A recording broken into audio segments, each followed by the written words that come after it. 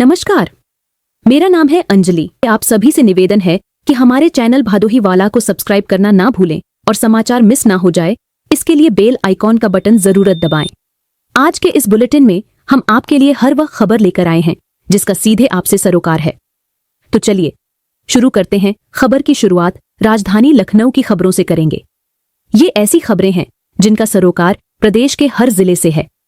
महिलाओं को आत्मनिर्भर और आर्थिक रूप से सशक्त बनाने की दिशा में उत्तर प्रदेश सरकार ने एक ऐतिहासिक फैसला लिया है।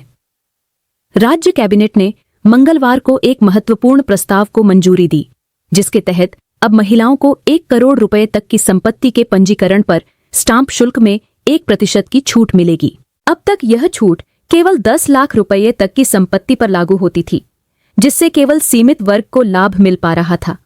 लेकिन इस नए फैसले से अब बड़ी संख्या में महिलाएं लाभान्वित होंगी। इसके तहत अगर कोई महिला 1 करोड़ रुपये की संपत्ति खरीदती है तो उसे 1 लाख रुपये तक की स्टाम्प शुल्क में छूट मिल सकती है। मुख्यमंत्री योगी आदित्यनाथ ने कहा कि महिलाओं को संपत्ति का मालिकाना हक देने की दिशा में यह एक बड़ा कदम है।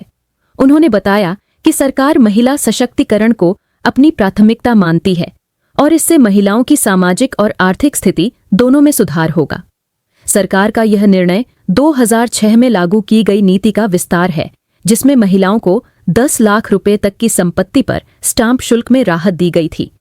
अब 1 करोड़ रुपए तक की सीमा किए जाने से इसका दायरा कई गुना बढ़ गया है। राजधानी लखनऊ से दूसरी जरूरी खबर पर नजर। उत्तर प्रदेश सरकार ने गरीब और पिछड़े वर्ग के छात्रों को राहत देते हुए छात्रवृत्ति योजना की आय सीमा को बढ़ाने का ऐलान किया है। अब जिन परिवारों की सालाना आय 2,50,000 रुपए तक है, उनके बच्चे भी छात्रवृत्ति और शुल्क प्रतिपूर्ति योजना का लाभ ले सकेंगे।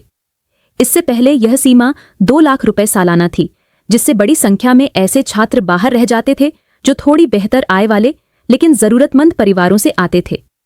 अब इस सीमा को बढ़ाने से राज्य के लाखों छात्र लाभान्वित होंगे। यह फैसला सामाजिक कल्याण विभाग की समीक्षा बैठक में लिया गया, जिसमें मुख्यमंत्री योगी आदित्यनाथ ने स्पष्ट निर्देश दिए कि किसी भी पात्र छात्र को आर्थिक अभाव के कारण पढ़ाई से वंचित न होना पड़े। सरकार की योजना है कि छात्रवृत्ति वितरण को अधिक पारदर्शी और तकनीक आधारित बनाया जाए। इसके लिए सभी मान्यता प्राप्त संस्थानों को इस योजना से जोड़ा जाएगा और ऑनलाइन सत्यापन प्रणाली को लागू किया जाएगा। अब बात उस खबर की जिसने आम लोगों के किचन का बजट बिगाड़ दिया है। बीते कुछ दिनों से हरी सब्जियों के दाम में अचानक भारी वृद्धि देखी जा रही है। फुटकर बाजारों में कीमतें प्रति किलो 20 से 60 रुपए तक बढ़ गई हैं। उदाहरण के लिए टमाटर 70 रुपए, परवल 100 रुपए, भिंडी 60 रुपए और हरी मिर्च 200 रुपए प्रति किलो बिक रही है। सब्जियों के दाम बढ़ने से एक आम परिवार का मासिक सब्जी खर्च 800 से 1000 रुपए तक बढ़ गया है। स्थानीय व्यापारियों का कहना है कि बारिश की अनियमितता, सप्लाई में रुकावट और ट्रांसपोर्ट की लागत बढ़ने से यह स्थिति बनी है। अब धर्म परिवर्तन की उस खबर पर नजर जिसने पूरे प्रदेश में टहलका मचाकर रख दिया है। आपको विश्वास नहीं होगा कि छांगुर बाबा ने भदोही के युवक पर भी धर्म परिवर्तन का दबाव बनाया था। वाराणसी एडीजी से इसकी शिकायत की गई है। छांगुर बाबा के विवादों में एक और बड़ा खुलासा हुआ है। भादोही जिले के एक युवक ने वाराणसी जोन के एडीजी से मिलकर गंभीर आरोप लगाए हैं।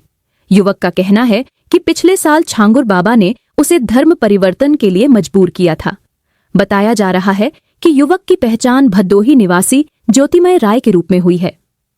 उन्होंने शिकायत दर्ज कराते हुए बताया कि छांगुर बाबा और उनसे जुड़े लोग लगातार उस पर दबाव बना रहे थे कि वह अपना धर्म छोड़कर मुस्लिम धर्म अपना ले। राय के मुताबिक जनवरी 2025 में छांगुर बाबा से उनकी मुलाकात हुई थी। वहीं से धार्मिक बातें शुरू हुईं और धीरे धीरे उन पर मनोवैज्ञानिक दबाव डाला जाने लगा। बाबा से मिलने के लिए उसके घरवालों को भी राजी करने की कोशिश की गई। ज्योतिमय राय ने मांग की है कि इस मामले की उच्च स्तरीय जांच हो और बाबा के नेटवर्क को उजागर किया जाए। आपको बता दें कि उत्तर प्रदेश में पिछले कुछ दिनों से सबसे ज्यादा चर्चा किसकी हो रही है, तो वो है छांगुर बाबा। इसका असली नाम जलालुद्दीन बताया जा रहा है। इस पर आरोप है कि छांगुर लड़कियों को गुमराह कर उनका धर्म परिवर्तन करवा रहा था। आरोप तो ये भी लगा है कि इसे इस्लामिक मुल्कों से काफी फंडिंग मिल रही थी। अब एक खबर किसानों के काम की। उत्तर प्रदेश के मत्स्य विभाग ने सीएम मत्स्य संपदा योजना और निश्चित आजीविका योजना के तहत आवेदन लेने की प्रक्रिया शुरू कर दी है। जो भी इच्छुक मत्स्य पालक इन योजनाओं का लाभ लेना चाहते हैं वे 24 जुलाई से 14 अगस्त तक विभागीय पोर्टल पर ऑनलाइन आवेदन कर सकते हैं। योजना के तहत उन्हें अनुदान, तकनीकी सहायता, प्रशिक्षण व मार्केटिंग की सुविधाएं प्रदान की जाएंगी। विभागीय अधिकारियों ने जानकारी दी है कि राज्य सरकार ने 9,500 हेक्टेयर क्षेत्र को इस योजना के तहत लक्षित किया है। इसके अंतर्गत मछुआरों को वित्तीय वर्ष 2025 से 26 के लिए प्राथमिकता के आधार पर सहायता दी जाएगी। स्वास्थ्य व्यवस्था में लापरवाही बरतने की वजह से जिले में एक बार फिर कार्रवाई हुई है। जिले की स्वास्थ्य व्यवस्था को लेकर डीएम शैलेश कुमार ने सख्त रुख अपनाया है। मंगलवार को हुई जिला स्वास्थ्य समिति की बैठक में उन्होंने निर्देश दिया कि 2 महीने से लगातार खराब प्रदर्शन कर रहे एमओआईसी को हटाया जाए और अधीक्षक का वेतन रोका जाए। बैठक में संचारी रोग नियंत्रण अभियान की समीक्षा रिपोर्ट पेश की गई, जिसमें पाया गया कि 103 लोगों को दवाएं दी गईं, लेकिन उनकी निगरानी नहीं की गई। मुख्य चिकित्सा अधिकारी डॉक्टर संतोष कुमार ने बताया कि कई स्वास्थ्य उपकेंद्रों में दवाओं की आपूर्ति नहीं हो पाई है। ऐसे में डीएम ने स्पष्ट कहा कि कोई लापरवाही बर्दाश्त नहीं की जाएगी। जिले में बिजली कटौती वजह से जनता परेशान है। गर्मी बढ़ने के साथ ही जिले में बिजली संकट गहराता जा रहा है। जिले के ग्रामीण इलाकों में जहां 10 घंटे तक बिजली कटौती हो रही है, वहीं शहरों में भी 5 घंटे की बिजली गायब रह रही है। विभागीय रिपोर्ट के मुताबिक बीते 24 घंटों में 22 बार ट्रिपिंग हुई है और प्रतिदिन औसतन 260 मेगावाट बिजली की खपत हो रही है। शहर के लल्लापुर, सकलडीहा, ओयसडी, सुरियावां और मड़ियाहू जैसे क्षेत्रों में कोई तय शेड्यूल नहीं है, जिससे उपभोक्ताओं को भारी दिक्कतें हो रही हैं। खेतों में सिंचाई और घरों में कूलर, पंखों का संचालन बाधित हो रहा है। मोबाइल और इन्वर्टर की बैटरियां चार्ज न होने से भी ग्रामीणों की दिनचर्या प्रभावित हो रही है। आज के समाचार समाप्त हुए। नमस्कार।